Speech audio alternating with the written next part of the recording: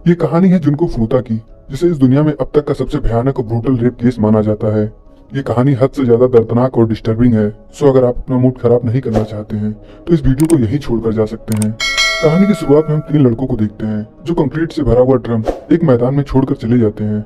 इसके बाद कहानी फ्लैशबैक में जाती है, जहाँ हम तात्सुओ नाम के लड़के को देखते हैं जो अपने ही जूडो खेलने वाले दोस्तों से लड़ाई करता है और बुरी तरह पीटा जाता है। अगले सीन में तात्सुओ अपने घर पर होता है, जहाँ उसकी मॉम उसकी बुरी हालत देखकर तात्सुओ की मदद करना चाहती हैं। साथ ही साथ उन लड़कों की कंप्लेंट पुलिस से करने को कहती हैं, लेकिन तात्सुओ अपनी मॉम पर ही हाथ उठा देता है और उनसे कहता है, मुझे पता है आपको मेरी कोई परवाह नहीं है, आप ये झूठा नाटक मत कीजिए। तात्सुओ अपनी हाई स्कूल की पढ़ाई छोड़कर एक टाइल्स फैक्ट्री में काम करता था। वो जल्द से जल्द पैसे कमाकर अपनी गर्लफ्रेंड से शादी करना चाहता था। नेक्स्ट सीन में तात्सुओ अपनी गर्लफ्रेंड की मॉम से मिलता है और उन्हें अपनी शादी के लिए कन्विंस करने की कोशिश करता है। तात्सुओ अपने फैमिली में किसी की भी रिस्पेक्ट नहीं करता था। वो अपनी मॉम को बार बार मारता था और उनसे कहता था लड़कियों को पिटाई की जरूरत होती है। वो अपनी डैड की तो बिल्कुल भी रिस्पेक्ट नहीं करता था।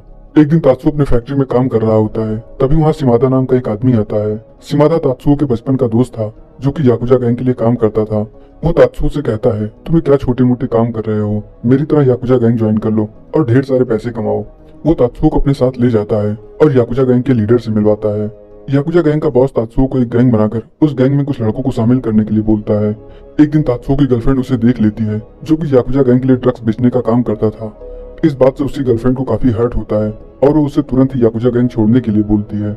अपनी गर्लफ्रेंड के कहने पर तात्सुओ याकुजा गैंग के बॉस से मिलता है और याकुजा गैंग छोड़ने की बात करता है, लेकिन उसका बॉस कहता है वो लोग उसके टुकड़े करके समुद्र में फेंक देंगे, तब वो ये गैंग छोड़ सकता है।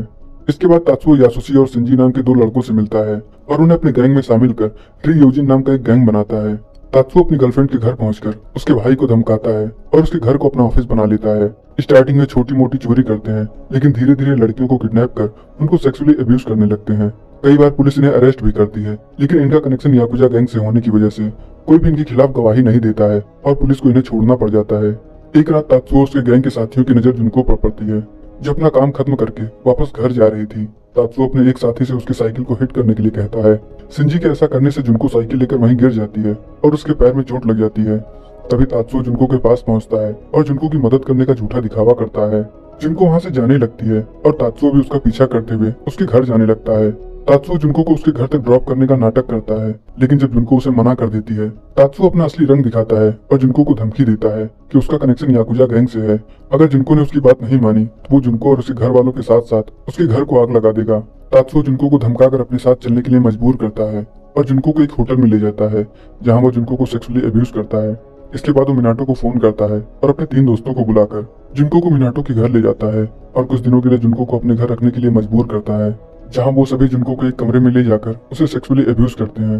अगले दिन तात्सुओ अपने बहुत से दोस्तों को बुलाता है। वो सभी जुनको को सेक्सुअली अब्यूज करते हैं और उसे बहुत बुरी तरह से टॉर्चर करते हैं। इसके बाद तात्सुओ अपने कुछ दोस्तों से डिस्कस करता है कि वो जुनको को जाने दिया नहीं।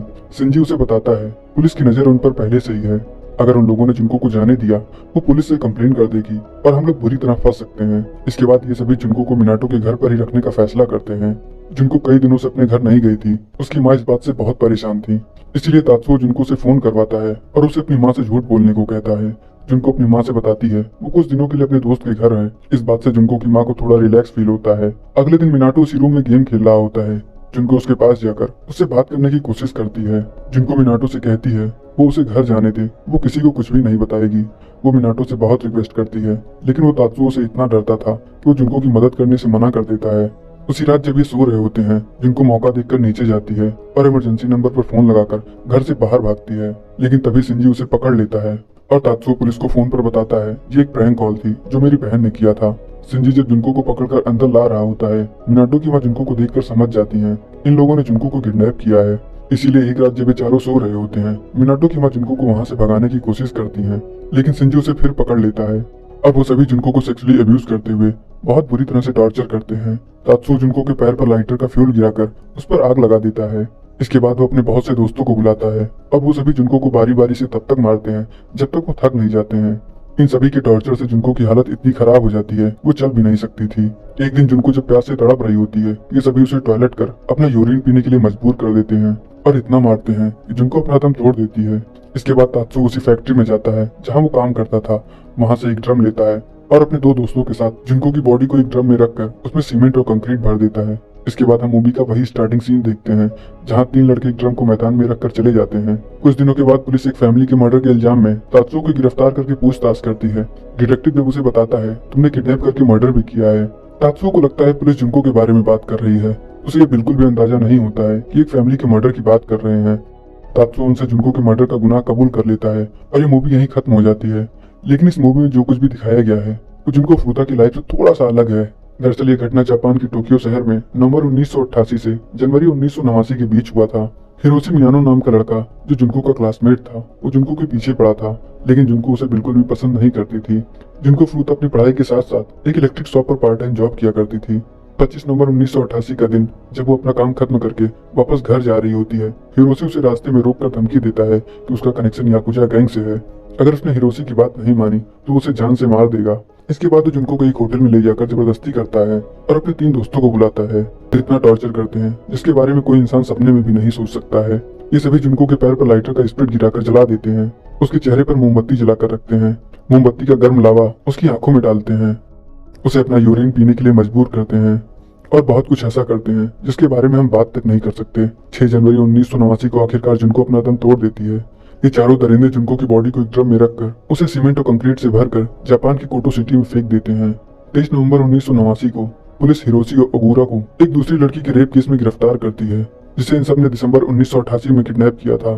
पुलिस से पूछताछ के दौरान हिरोशी जुनको के मर्डर का गुनाह कबूल करता है, जिसे सुनकर पुलिस खुद ही शॉक्ड हो जाती है क्योंकि उन्हें जुनको केस के बारे में कुछ भी पता नहीं था। 29 मार्च 1989 को हिरोशी की बताई हुई जगह पर ड्रम से जुनको की बॉडी को निकाला जाता है। जुनको के साथ किया गया यह टॉर्चर हिरोशी ने अपने बयान में बताया जो 44 दिनों के दौरान जुनको के साथ हुआ था। इस हीनियस क्राइम के लिए हिरोशी को सिर्फ 17 साल की सजा सुनाई गई जो 2004 में पैरोल पर छूट गया। मिनाटो को सिर्फ 4 साल की सजा, यासुशी वतनबे को सिर्फ 3 साल की सजा और जो ओगुरा को 8 साल की सजा सुनाई गई। ये सभी अब आजाद घूम रहे हैं। तो ये थे जुनको फुरुता की लाइफ की दर्दनाक और सच्ची कहानी। अगर आपको हमारा ये वीडियो पसंद आया हो तो चैनल को सब्सक्राइब कर बेल आइकन को दबाना ना भूलें।